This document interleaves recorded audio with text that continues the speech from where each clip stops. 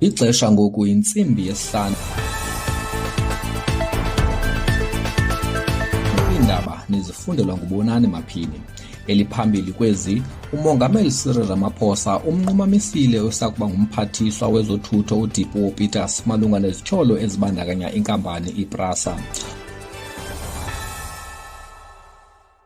uMongameli Cyril Ramaphosa umnqumamisile usekela mphathiswa wophuhliso lwamashishini amancinci uDipuo Peters inyanga enye. Kwingxelo yangoLwesihlanu uMongameli uthe esi sigqibo silandela isohlwayo esamkelwe yikomiti yepalamente yokuziphatha kwamalungu ngokuchasene noPeters. Ngo-2023 umbutho ozimeleyo ojongene nenkonzo zikaloliwe wafaka izikhalazo epalamente malunga nokuziphatha kukaPeters olilungu le-ANC kwaye wayengumphathiswa wezothutho ukusukela ngonyaka ka-2013 ukuya ngo-2017. uPeters utyholwa ngokubandakanyeka kwibholo lokubanjwa kukarhulumente ngobhongwana ngethuba wayengumphathiswa wezothutho, kuquka nokugxotha ibhodi eyayikhokelwa nguPopo Molife emva kokuba yadandalazisa imali eyi-14 billion kwinkcitho-mali, ekwatyholwa ngokusebenzisa iibhasi zePrasa kwimicimbi ye-ANC ngaphandle kokuqinisekisa intlawulo.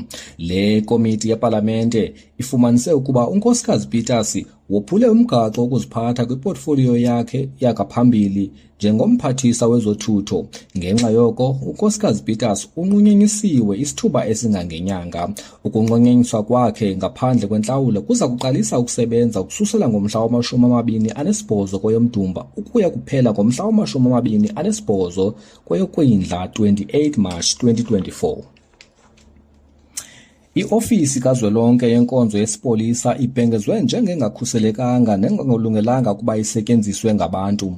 NgoLwesibini umhla wama-27 kweyoMdumba, amagosa ecandelo lezabasebenzi ephelekwa ngabaphathi bamapolisa kunye nemanyano yabasebenzi emele amanye amalungu esipolisa ahlole isakhiwo samapolisa iTelkom Towers ekumbindi wentshona iPitoli.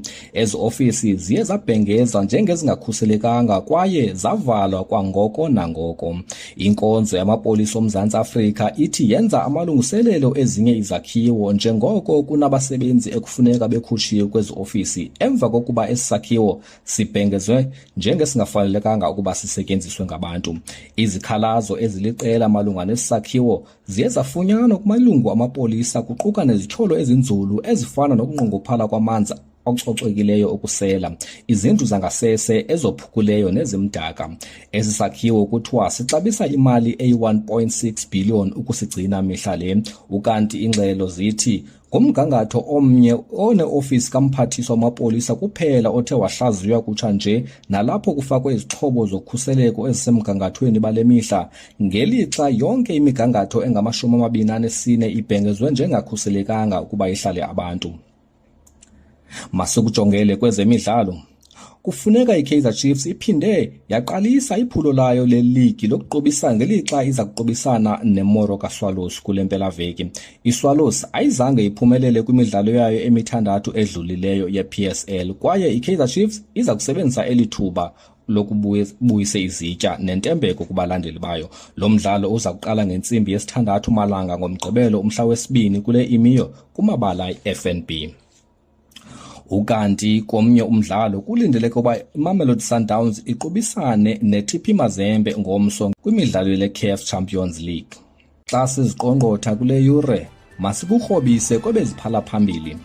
uMongameli Cyril Ramaphosa umnqumamisile oyesakuba ngumphathiswa wezothutho uDipuo Peters malunga nezityholo ezibandakanya inkampani iPrasa.